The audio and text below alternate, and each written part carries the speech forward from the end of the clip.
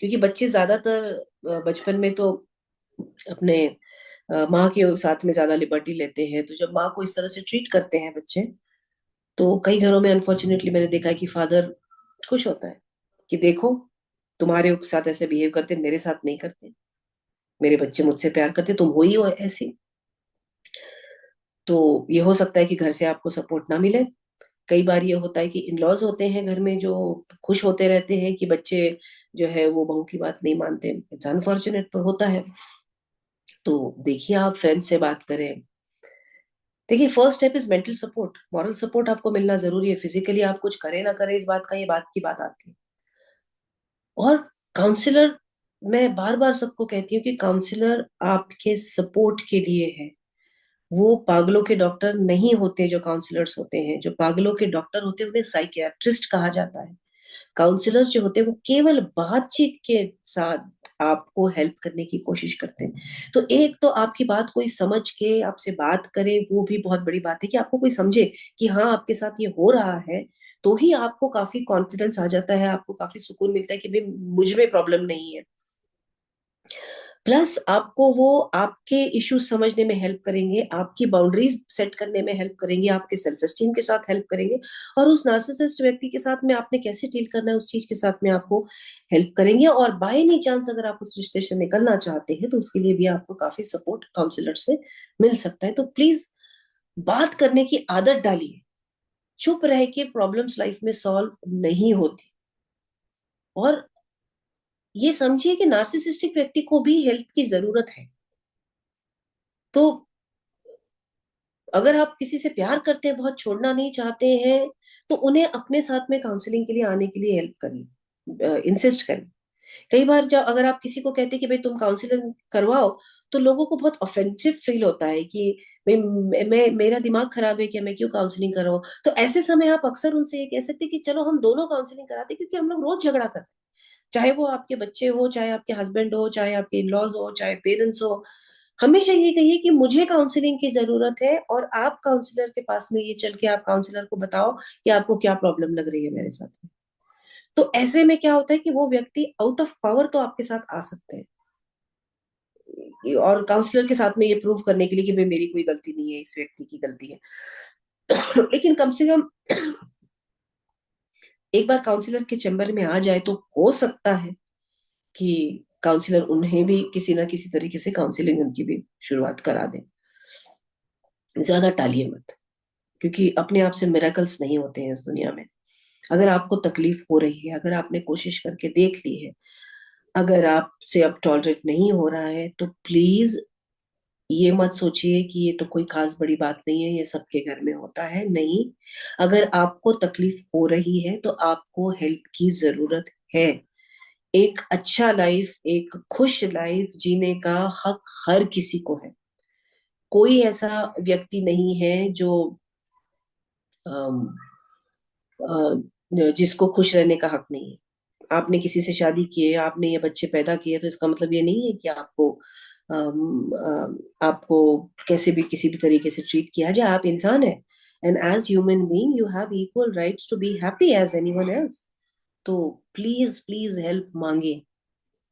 और ये समझिए कि बहुत सारी चीजें जैसे चिल्लाना, इंसल्ट करना, अलग अलग नाम रखना, बहुत लोगों के सामने आपको गिराना, जेलसी, ये नार्सिसिज्म के नॉर्मल ट्रेट्स हैं। ये लेकिन नॉर्मल ट्रेट्स को अगर हम समझे कि ये तो ऐसे ही है, ये तो ऐसे ही है, ये तो ऐसे ही है, इसके लिए क्या छोड़ना ठीक है, क्या छोड़ना ठीक है, तो समझिए कि ऐसे रिश्ते से निकलने के लिए रेड फ्लैग्स क्या क्या है। एक, कि इमोशनल या फिजिकल कोई भी अब्यूज किसी भी इंसान को दूसरे इंसान पे करने का हक नहीं है। किसी भी कारण से, किसी भी कारण से एक व्यक्ति को दूसरे व्यक्ति को फिजिकल या इमोशनल रूप से टॉर्चर करने का हक नहीं है। तो अगर आपका अब्यूज हो रहा है तो आपको हेल्प लेने की जरूरत है। अगर आपको घुमा फिरा के, बोल बोल के, कंट्रोल करके, दबा के रखा जा रहा है, आपको हेल्प लेने की जरूरत है। अगर आपको किसी भी तरह से लग रहा है कि आपके ऊपर थ्रेट है, आप किसी खतरे में हैं, तो प्लीज हेल्प मांगिए। या कई बार ये नार्सिसिस्ट ऐसा भी करते हैं कि जो इनके पार्टनर होते हैं इनको किसी से मिलने नहीं देते, चार लोगों को बता के रखेंगे अरे इसका तो दिमाग खराब है, इससे बात मत किया करो, सब लोगों को बता देंगे कि इनसे बात मत करो, इनसे कोई बात सुनो मत, इनका कुछ देखो मत, और आपको बाहर भी जाने से मना करते कि अरे तुम्हारा तो दिमाग खराब है, तुम बाहर जाके क्या करोगे। अगर आपको आइसोलेट किया जा रहा है, आपको अगर सबसे तोड़ा जा रहा है, तो प्लीज आपको हेल्प की जरूरत है। समझिए इस बात को कि कुछ ना कुछ सही नहीं होने वाला है इसकी वजह से। अगर आपकी मेंटल और फिजिकल हेल्थ अफेक्ट हो रही है तो आपको हेल्प की जरूरत है।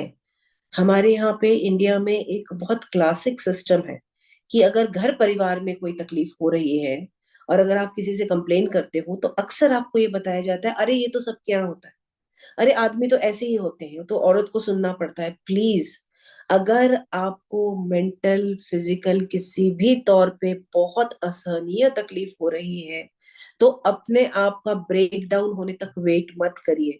सामने वाला आपको इमोशनल से फिजिकल अब्यूज पे आ जाएगा, इसका वेट मत करिए। केवल आपको मारा पीटा जा रहा है तो ही आपको निकलना चाहिए, ऐसा नहीं है। अपने आप को सक्षम बनाने पे काम करिए। और अगर आपको लग रहा है कि आप उस रिश्ते से निकल नहीं सकते, मे बी आप फाइनेंशियली इंडिपेंडेंट नहीं है, आपका एजुकेशन नहीं है, तो एक चीज मैं हमेशा कहती हूँ कि उस व्यक्ति के साथ रहते हुए खुद के मेंटल हेल्थ पे काम करिए चुपचाप से। उस व्यक्ति को टोकना छोड़ दीजिए और किसी की हेल्प से अपना एजुकेशन लेवल बढ़ाने की कोशिश करिए, या अपने लिए कोई ऐसा सोर्स ऑफ इनकम ढूंढने की कोशिश करिए ताकि अगर जरूरत पड़े तो आप वहां से उस जगह से निकल पाए। फ्रेंड्स, नार्सिसिज्म हमें लगता है उससे बहुत ज्यादा कॉमन है। सिर्फ ये है कि क्योंकि ये अक्सर हमारे करीबी लोगों से आता है तो हम तो बहुत समय तक उसे देखना ही नहीं चाहते। हम कहीं ना कहीं अपने आप को ये बताना चाहते हैं कि नहीं सब सही है, सब सही हो जाएगा, मैं ऐसा करूंगी तो हो जाएगा, मैं इससे बात करूंगी तो हो जाएगा, मैं समझाऊंगी तो हो जाएगा। अनफॉर्चुनेटली ये पर्सनालिटी है, और पर्सनालिटी ऑटोमेटिक नहीं चेंज होती। चेंज कोई भी चीज तब होती है जब वो व्यक्ति खुद बदलना चाहता है। समझिए मेरी बात को, किसी भी चीज बिहेवियर में चेंज केवल तभी आता है जब वो व्यक्ति खुद बदलना चाहता है। और अगर आपने बताने से समझाने से भी अगर आपने देखा है कि ये व्यक्ति बदल नहीं रहा है, तो समझिए कि ये व्यक्ति बदलना नहीं चाहता है। और अगर किसी भी मोमेंट पे अगर वो बदलने का आपको आश्वासन दे तो 2 4 5 साल का उनको टाइम मत दीजिए। कहना है कि अगर बदलना है तो कल आप मेरे साथ काउंसलिंग पे चलेंगे, कल। और अगर आप नहीं आना चाहते हैं तो मैं आपसे दूर जा रही हूँ या जा रहा हूँ। तो समझिए कि अगर आपके साथ बुरा हो रहा है तो अपने आप को एम्पावर करिए। सबसे ज्यादा आपके आसपास लोग हैं, कोई ना कोई तो आपकी मदद जरूर करेगा। काउंसलर्स आपको हमेशा एक्सेसिबल है, कहीं ना कहीं ऑनलाइन, कहीं ना कहीं आपके शहर में, सब जगह आज आपको एक्सेसिबिलिटी है। हेल्प लीजिए जहां से ले सकते हैं, अपने आप को सक्षम बनाइए ताकि कोई जिसकी अपनी प्रॉब्लम है वो अपनी नार्सिसिस्टिक प्रॉब्लम की वजह से आपकी लाइफ में प्रॉब्लम ना क्रिएट कर पाए। पहला जो सवाल आपका था कि बच्चे कैसे नार्सिसिस्ट बनते हैं, हम्म। उसको अगर हम समझने की कोशिश करें तो ये देखिए ऐसा है कि बच्चा जो होता है पैदा होता है प्लेन होता है, ब्लैंक होता है, स्लेट, ब्लैंक स्लेट होता है, उसको कुछ नहीं पता होता दुनियादारी क्या है, उसको इस दुनिया में आके करना क्या है उसको कोई आइडिया नहीं है। राइट। तो जैसे वो बड़ा होना लगता है, अभी देखिए कि मैं अक्सर ये बात कहती हूँ कि माँ बाप जो है वो भगवान नहीं है और ना एक्सपर्ट्स है। हम बच्चे पैदा होते हैं, हम तो कुछ भी हमको समझता नहीं कैसे बड़े करना है। कोई अगर हमारे घर में बड़ा बुजुर्ग भी है तो बच्चे होने के बाद हमको तो इतना ही बताया जाता है नैपी कैसे चेंज करना है और ये कैसे करना है वो कैसे करना है, लेकिन मेंटल हेल्थ के बारे में कोई बात नहीं करता है कि कैसे बिहेव करना चाहिए कैसे नहीं करना चाहिए। तो पेरेंट्स अपने हिसाब से बच्चे को बड़ा करते हैं। अब देखिए क्या है कि इस जनरेशन्स में, अभी नए जनरेशन्स में क्या हो रहा है, पुराने जमाने में जब हम छोटे थे तो हमें एक वो था कि बड़े हैं तो उनका सुनना है। हम्म। दूसरी चीज ये थी कि भाई कोई चीज अगर नहीं बोली जाती इसका मतलब नहीं है, उसके बारे में बहुत ज्यादा सोचना नहीं। तो एडजस्ट हो जाते थे हम उस फैक्ट को कि ये नहीं मिलने वाला, ये नहीं है। जैसे जैसे समय चेंज हुआ तो कुछ इस तरह का डर पेरेंट्स के अंदर बैठ गया है। एक पहला फैक्टर है डर, कि भाई हम अगर ऐसा नहीं करेंगे तो हमारे बच्चे का साइकोलॉजिकल हेल्थ क्या होगा, अगर हम उसकी सारी बातें नहीं मानेंगे तो उसको कितनी तकलीफ होगी। दूसरा डर ये है कि बच्चे धमकियां भी बहुत देते हैं और पेरेंट्स डरते हैं उस चीज से। और तीसरा जो है पेरेंट्स का अपना गिल्ट है, उनको ये लगता है कि हम अपने बच्चे के लिए इनफ नहीं कर रहे, I am not a perfect और I am not a good parent. ये सबके चलते, और प्लस दुनिया ऐसी हो गई है कि बच्चे को हर मिनट में नई चीज दिख रही है जो उसको चाहिए, तो वो तो मांगेगा, क्योंकि वो छोटा बच्चा है, उसको कुछ भी इंटरेस्टिंग दिख रहा है। वो सड़क पे जाते हुए एक 5 रुपए का बलून के लिए भी जिद करेगा, और उसको अगर आप बड़े मॉल में लेके गए तो एक वो लाख रुपए के खिलौने के लिए भी जिद करेगा। वो तो कर ही रहा है। लेकिन ये जो हमारा डर है, हमारा गिल्ट है, उसकी वजह से ना हम ये समझ नहीं पा रहे कि हमको कितना हाँ बोलना है, कितना नहीं बोलना है। We are confuse set of parents. कहीं ना कहीं मॉरली हमको लगता है कि नहीं, इस उम्र में ये नहीं देना चाहिए, फोन मान के चलिए, ये लगता है हमको, हर पेरेंट उतना अवेयर है। लेकिन जब वो बच्चा जिद करने लगता है, तो वो जिद उसकी सस्टेन करने की एबिलिटी हमने अपनी खत्म कर दी है। माँ बाप में पेशेंस नहीं है बिल्कुल। और अक्सर ये देखा गया है कि अगर बच्चा जिद कर रहा है, वो जिद का इतना वॉल्यूम है, उसका इतना बढ़ गया, तो यहां से इतना जाने के बाद भी तुरंत ले भाई तुझे जो करना है कर, मेरा दिमाग मत खराब। ये जो एक क्लासिक चीज हो गई है।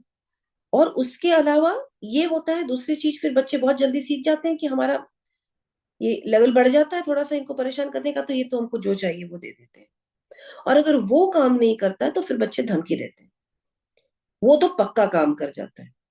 अब जब बच्चे ये एक्सपीरियंस कर रहे हैं बच्चे बचपन से, तो आप देखिए कि उनको ये चीज सिखाई जा रही है कि आपको लाइफ में जो भी चाहिए वो मिलाने का एक ही तरीका है, प्रेशर क्रिएट करो सामने वाले पे, बहुत प्रेशर क्रिएट करो सामने वाले पे।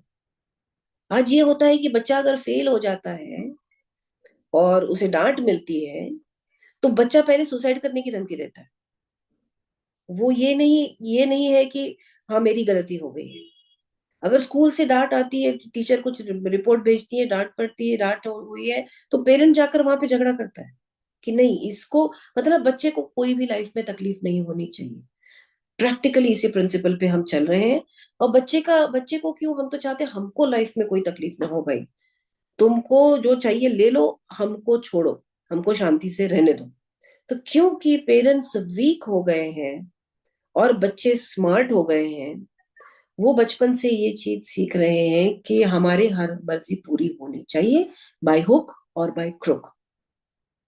और इसके एडिशन अगर उनकी पर्सनालिटी पर्सनालिटी डेवलपमेंटल हो सकती है, पर्सनालिटी जेनेटिक हो सकती है, अगर वो पर्सनालिटी भी उनकी उस तरह की होगी अग्रेसिव, तो ये दोनों चीजों को मिला के नार्सिसिस्टिक पर्सनालिटी क्रिएट होती है।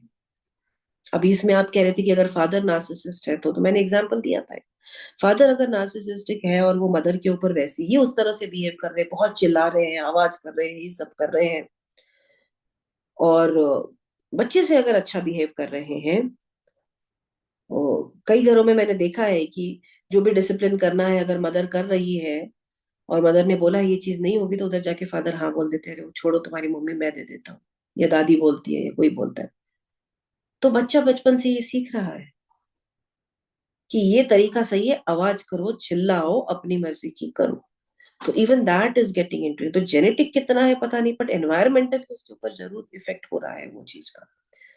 तो अपब्रिंगिंग में डिसिप्लिन रखना, अपब्रिंगिंग में रूल्स रखना, अपब्रिंगिंग में नो ये वर्ड यूज करना, ये बच्चे की भलाई के लिए है बहुत ज्यादा। क्योंकि कहीं ना कहीं हमको ये सीखना पड़ेगा कि दुनिया में हमको जो चाहिए वो सब नहीं मिलने वाला है, दुनिया में मैनिपुलेशन से सब चीजें नहीं मिलती हैं। तो चाहे अगर आपने बच्चे को एक बार किसी चीज के लिए मना किया, या तो मना मत करिए, या मना करा है तो प्लीज उसके प्रेशर डालने के बाद उस ना को हाँ में मत कन्वर्ट करिए, क्योंकि इसके साइड इफेक्ट्स मैक्सिमम होते हैं। तो ये मैनिपुलेशन सीख रहा है बच्चा, और वो ये भी सीख रहा है साथ में कि मैं जो बोलूंगा वही सच है। ये लोग पहले मानते नहीं, बाद में मान जाते हैं बराबर। तो ये जो सारी चीजें हैं, ये एनवायरमेंटली अगर बचपन में बच्चा देख रहा है, और जो बच्चे बचपन में सीख जाते हैं कि भाई मैं तमाशा करूं या मैं खाना ना खाऊं, ये नहीं का हाँ नहीं होने वाला है, तो they come down to a certain level. वो समझते हैं इस बात को कि लाइफ इज नॉट फेयर, सब हर चीज हमारे मन की जैसी नहीं होने वाली है। तो ये इफेक्ट है चाइल्डहुड का और पेरेंट्स का। तो सपना जी, मुझे ऐसा लगा कि जो बच्चे को बचपन में बहुत प्यार नहीं मिला हो, या उसको एप्रिसिएशन नहीं मिला हो, तो वो इतना एप्रिसिएशन का दीवाना हो जाता है कि। ये भी हो सकता है, लेकिन इसमें बाकी के फैक्टर्स भी, जब हम नार्सिसिज्म की पर्टिकुलरली बात कर रहे हैं, देखिए एप्रिसिएशन का भूखा होना एक चीज है, देखिए, लेकिन सबको पसंद है दूसरों को एप्रिसिएशन। दूसरों को नीचे गिराना, हाँ, वो। दूसरों को गलत साबित करना, दूसरों को मैनिपुलेट करना, ये केवल लैक ऑफ एप्रिसिएशन से नहीं आता है। अच्छा, अच्छा। राइट। तो उसमें बहुत सारे और दूसरे भी फैक्टर्स हैं। अगर बच्चे को बचपन से मैनिपुलेशन करने का मौका मिल जाता है किसी भी सिचुएशन में, तो हम्म, वो ये सब चीजें सीखता है, क्योंकि उसको पता चल जाता है कि ये ऐसे करने से अपने मन की बात पूरी हो जाती है। अब इसमें क्या होता है कि जो बच्चा मैनिपुलेशन सीखता है, वो उसमें काफी पॉसिबिलिटी है कि वो खुद के सेल्फ डेवलपमेंट पे ध्यान नहीं दे रहा है, वो हर चीज ऐसे जुगाड़ से जमा ले रहा है, तो वो खुद के डेवलपमेंट भी नहीं कर रहा है। अब दोनों चीज का कॉम्बिनेशन हो गया, भाई आपको महान बनना है लेकिन आप उसके लिए मेहनत नहीं कर रहे हो, प्लस आपको मैनिपुलेशन भी आ गया है, तो ये सारी चीजें कॉम्बिनेशन हो गई। तो सपना जी, जैसे आपकी तो बहुत काउंसलिंग वगैरह करते रहते हैं, तो इसमें नार्सिसिज्म में मेल और फीमेल का रेशियो कितना है? नार्सिसिज्म मेल्स में ज्यादा देखने के लिए मिलता है। मेल्स अ, में। उसका रीजन एग्जैक्टली तो नहीं बता सकते, बट मेरे एनालिसिस से ये है कि जो एक मेल कैरेक्टरिस्टिक्स होता है, उसको इनहेरेंटली सुपीरियर फील करने की जरूरत होती है। मेल किसी भी स्पीशीज का हो, उसकी इनहेरेंट नीड है वो। जैसे अगर हम कहेंगे कि एक फीमेल को to be liked and to be loved, that's an inherent need, and to be appreciated, वैसे ही मेल का एक inherent need is to feel that I am something superior किसी भी सिचुएशन में। तो वो जब अपने खुद के आइडिया के मुताबिक उस लेवल तक नहीं पहुंच पाता है, वो, और plus male characteristics are aggressive by nature, तो ये जब अपने हिसाब से प्रोग्रेस नहीं कर पाता है, और इस ये जब मैनिपुलेशन करने सीखता है, तो इसमें नार्सिसिस्टिक क्वालिटीज जल्दी आते हैं और ज्यादा देखने में मिलते हैं। बट ऐसा नहीं है कि फीमेल्स में नहीं है, फीमेल्स में भी होती है। हाँ, हाँ, बिल्कुल। वो मैंने मेरी भी मतलब ऐसे जानकारी में सिर्फ एक ही को मैं जानती हूँ, बाकी मेल दो तीन हैं ऐसे। अभी अभी देखिए, अब फीमेल में बढ़ते जा रहा है ये। और मुझे ये लगता है, मेरे स्टडी से ये कारण ये है कि हम लोगों ने फीमेल एम्पावरमेंट को कुछ गलत डायरेक्शन में लेकर गए। बिल्कुल। हम फीमेल एम्पावरमेंट में उसको बता रहे हैं कि बेटा किसी की सुनने की जरूरत नहीं है, जो तू चाहती है वही होगा। हाँ। तो उसके साइड इफेक्ट्स देखने मिल रहे हैं हमको केसेस में। मतलब ज्यादातर ये दिखता था कि the female is the sufferer and male is the one who is the who's a narcissist. अब जो दिखता है उसमें फीमेल्स में नार्सिसिज्म ज्यादा दिखने लगा है। हम्म, हो सकता है कि मैं सबके लिए तो नहीं कहूंगी, मैं मेरे एक्सपीरियंस में, मेरे ऑब्जर्वेशन में कह रही हूँ।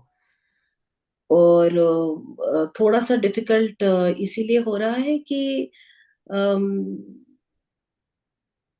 जब दोनों में से एक कॉम्प्रोमाइज करने के लिए रेडी होता था, तो लाइफ को आगे बढ़ाने आसान हो जाता था।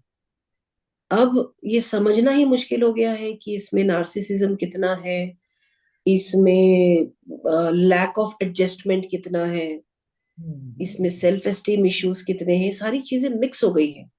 कि आप अगर कहीं पे भी देखेंगे, सोशल मीडिया पे भी अगर आप देखेंगे, तो बहुत सारे कैरेक्टरिस्टिक ऐसे मिक्स्ड लगते हैं, जिसमें समझ में नहीं आता कि इसको हम इस कैटेगरी में डालें या इसको कैटेगरी में ना डालें। तो ये सारी बहुत प्रॉब्लम्स होने लगी है। मुझे कई बार ये भी लगता है कि over exposure is never good. आज कितने सारे जो चीजें ऐसी जो है जो साइकोलॉजिकल ट्रेट्स हुआ करती थी, आज उनके बारे में बहुत बार बात कर करके